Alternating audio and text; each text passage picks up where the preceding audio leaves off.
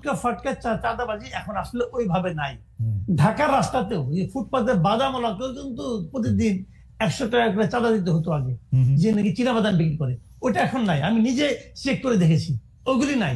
এটা হলো একটা পজিটিভ দিক। কিন্তু একটা কথা আপনাকে মাথায় রাখতে হবে, সেই জিনিসটা হলো আমি কিন্তু বাংলাদেশে ডক্টর ইউনূস সরকারকে হাসিনা সরকারের সঙ্গে তুলনা করবো না। হাসিনা সরকার তো আমার কল্পনার চেয়েও খারাপ সরকার ছিল। তাদের দৌরাত্ম্য, তাদের দাপট, তাদের অনিয়ম, দুর্নীতি, এটার সঙ্গে আমি কোনো সরকারকে তুলনা করবো না। সেটা এক জিনিস।